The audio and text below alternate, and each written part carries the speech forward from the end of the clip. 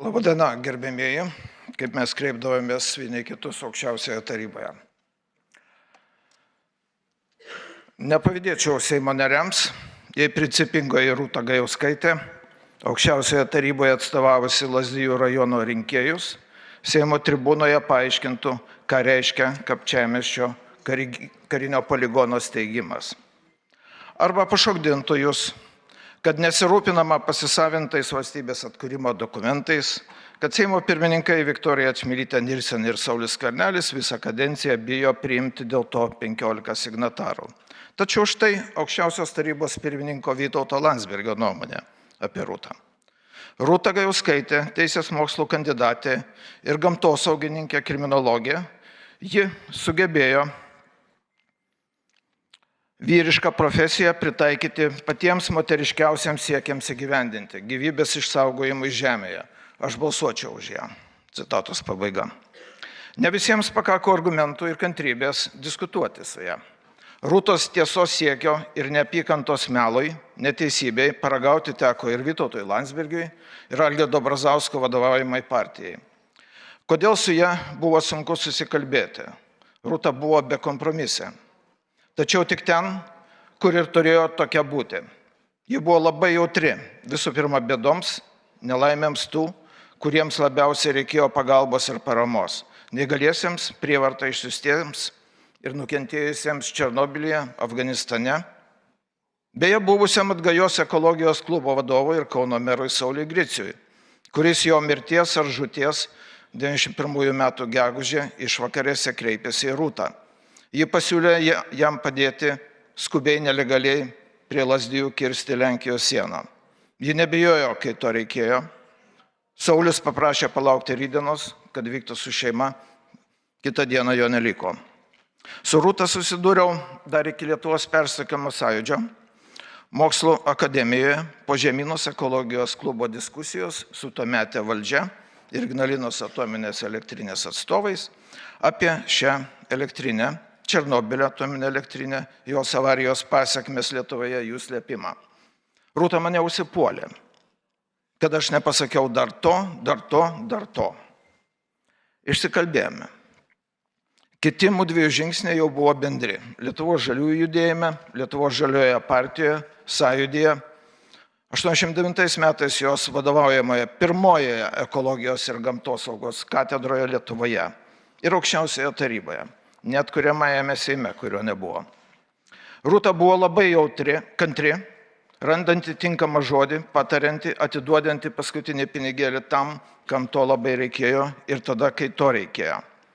Ją reikėjo nors šiek tiek pažinti ir suprasti, kad ji buvo pirmos grupės invalidė, bent šiek tiek daugiau pagarbos jai, jos žinioms ir jos būklei turėjome parodyti visi mes. Ir gydytojas, išsigandęs jai suteikti neatidėliotiną pagalbą paskutinėje jos naktį. Tie, kurie su ja nesusikalbėjo, manau, kalti buvo patys. Rūta niekada nesiekė ką nors apgauti ar pergudrauti. Ji, be abejo, ji moteris. Ir tai jai padėdavo kantriai ir nuosekliai siekti prasmingo tikslo.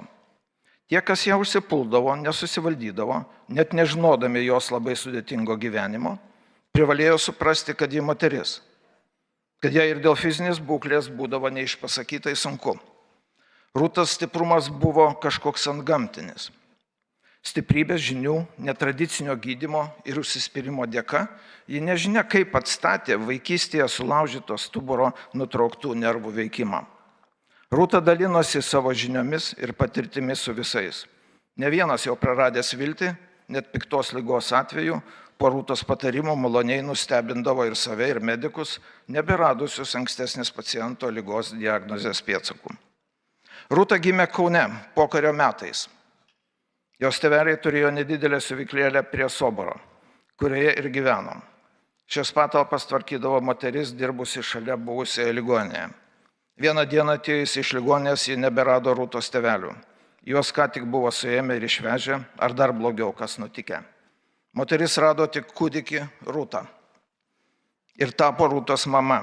Rūta patyrė, ką reiškia ir antrosios mamos sulaikymas Kauno KGB, jos kančia ir tyčiojimas iš jos kaip moters.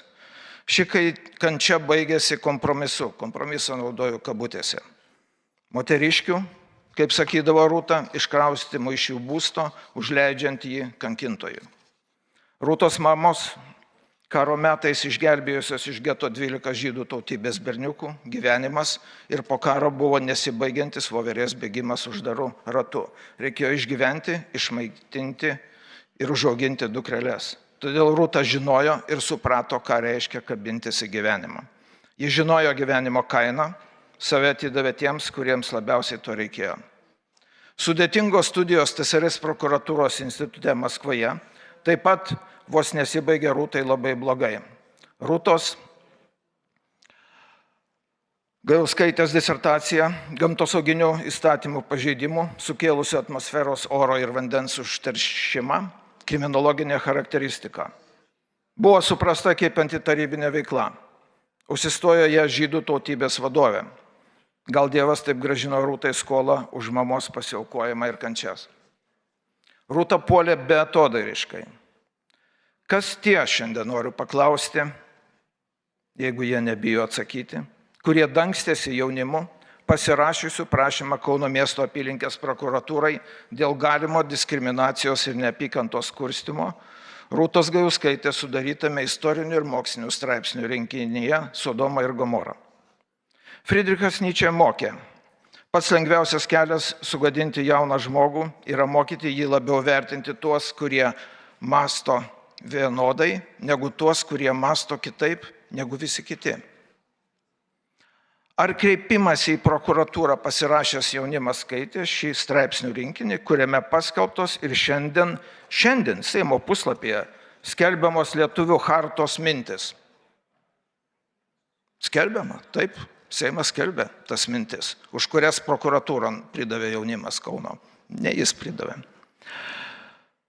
Gal už šio jaunimo nugarų pasislėpusiems nepatiko tai, kad Rūta Gajauskaitė pratarmėje nurodė, cituoju, viena iš tragiškiausių 1917 metų socialistinės revoliucijos ideologijos sudėtinių dalių buvo asmens demoralizacija per religijos naikinimą ir ateizmo įdiegimą bei seksualumo atskirimą nuo dorovės. Lytinių santykių supaprastinus iki, kabutėse, stiklinės vandens išgerimo teorijos, vienu ypu buvo nubrauktos tūkstantmečiais kurtos tradicijos, suformavusios tikslingas lytinio gyvenimo elgesio normas. Vienu ypu buvo nubraukti ir to elgesio teisingumo kriterijai, naudingumas visuomeniai, vaiko teisės, šeimos interesai. Sekso revoliucijos užuomazgos stiklinės vandens teorijos vardu prasidėjo nuo galių demonstracijomis, klausykimės, Raudonoje aikštėje, Maskvoje. Skubių vaikų lopšelių darželių įkūrimu, nesantokiniams vaikams priglausti bei specialių įstatymų kūrimu tokiai demoralizacijai įteisinti. Citatos pabaiga. Rūtos citatos žodžiai. Kodėl vengta dalykinės diskusijos šiais klausimais? Visų pirma, Seime. Paskutinioje Rūtai Gajauskaitei iškeltoje baudžiamoje byloje Lietuvos aukščiausiam teismui jos pateiktas kasacinis skundas liko neišnagrinėtas. Neliko Rūtos. Kodėl atkurtos Lietuvos visuomenė tokia žiauri? Šiandien šį klausimą atsakyti turite jūs, Seimo nariai. Sutikdama 2015 metus Rūta Gajauskaitė tvarkėsi archyvą ir lyg nujausdama savo išėjimą kolegoms aukščiausios tarybos deputatams palingėjo. Gyvenimas be meilės neturi jokios prasmės. Leiskite baigti Rūtos mums surašytos atmintinės dalimi. Prašau tylos. Labai prašau tylos. Pati gražiausia diena. Šiandien. Pats lengviausias dalykas – suklysti. Pati didžiausia kliūtis – baimė. Pati didžiausia klaida – nuleisti rankas. Visų blogybių šaknis – savanaudiškumas. Prasmingiausias laiko leidimas – darbas.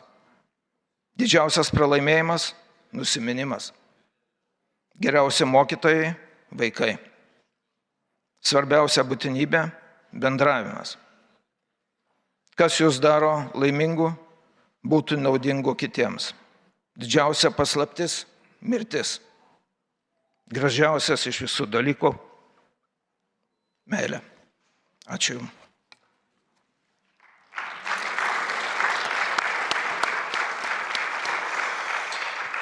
Dėkojame Lietuvos nepriklausomybės akto signatarui Zigmui Vaišvilai.